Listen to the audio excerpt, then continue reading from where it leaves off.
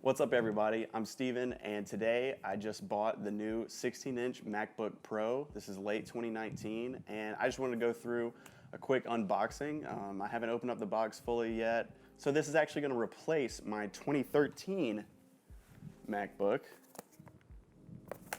which still has the disk drive, if you remember that, the old keyboard, all of that stuff, all these different connections in the side. Obviously this is a pretty old model and it just got to the point where I wasn't able to do much mobile editing, which with my job I kind of need to do. Thinking that it would be cheaper, I actually looked into the 15-inch because a lot of times I don't like to buy the newest product, but it's actually the same exact price point. The 16-inch is replacing the 15-inch. Apple doesn't even offer the 15-inch on the website anymore. It's actually the same price to go for the new one. So here it is.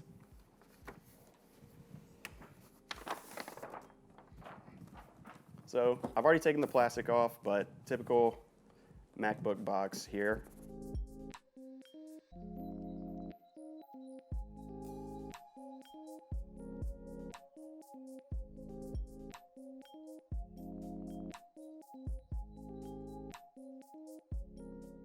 As you can see, this has a very wide touchpad, just like the older one. They've redesigned the speakers and a different microphone now too, so they have different subwoofers in the speakers here. This is the base model. This is the same base price point as the 15-inch. I didn't want to upgrade to like more RAM or anything like that just yet. Obviously, this is a big step up from my current laptop.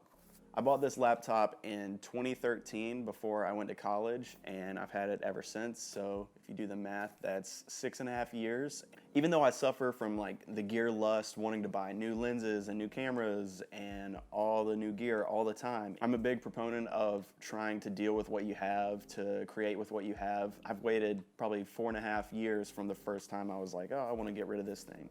All that's just to say that you don't really need the newest, best equipment. If you're really passionate, if you're able to work with what you got, if you're able to borrow from friends the right cameras or use somebody's laptop. I know at my college, we had a library filled with Apple computers that we could use that had the whole Adobe suite. I used to go to the library at Clemson all the time to do editing, especially because I had this thing. You don't need to let the comparison to what other people have take away from your passion and your drive to create and just to do what you love.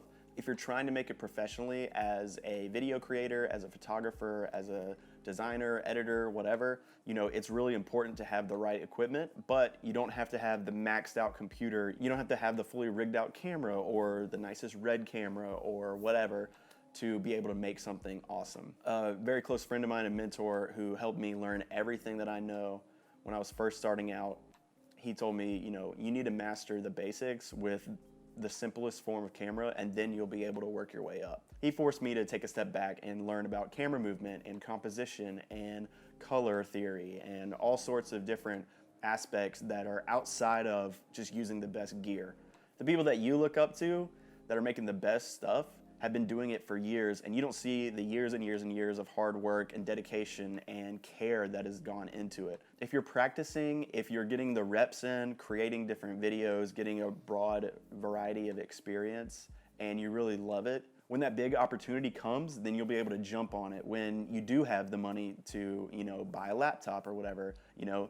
So for me, I bought this new computer, but I was like, I don't need to buy the most expensive maxed out version of this computer because I've spent a few years whenever new computers come out looking at specs, seeing how my computer performs now, and I'm able to know, you know, when I'm on the road, I'm gonna need this and I don't really need much else. The next thing to remember is be willing to admit that you're wrong or that maybe you bought the wrong piece of equipment and just ditch it. It doesn't matter if you've had it for 2 weeks or 10 years, you know, just be willing to know like, okay, I need to get rid of this. It's not helping me. It's not letting me grow and it's not making me any money. Just get rid of it.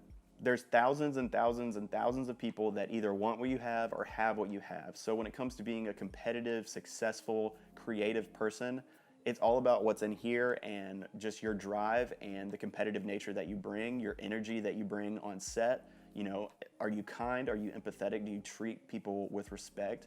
Those are the things that you can't buy. Take time to document how you work. Some people need the greatest, most powerful editing laptop that they can find. Some people need a desktop and a full suite. It really depends on what you're working with. buying this laptop just made me think more about something that I'm dealing with, and I just want everybody to know that if you take a step back, if you're really thoughtful and evaluate yourself, you can really see what you need, what you don't need, and you don't have to jump on the brand new thing right when it comes out.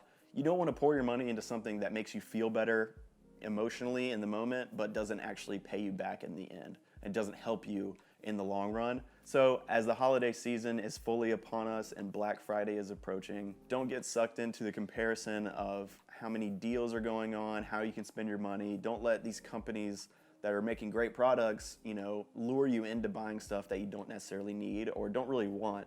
All that being said, I really love the new 16-inch already, just from playing around with it in store. I haven't really even started up this one. I'm just logged in and I'll get it all set up and everything, and I'm sure I'll follow up with my thoughts after I've used it for a while. So if you're in the market for a new laptop, definitely go for the 2019 16-inch MacBook Pro. I think this is probably the best option for you in 2019, but also, don't feel the pressure. Don't let that distract you, because, you can work off something old like this for years and years and years, and you can still make it. So just evaluate how you work, what you need, what you don't need, what kind of jobs you have, and you'll be able to see what's best for you and your business, and you'll be able to make the best decision this holiday season. Thanks for watching. I'll see you next time.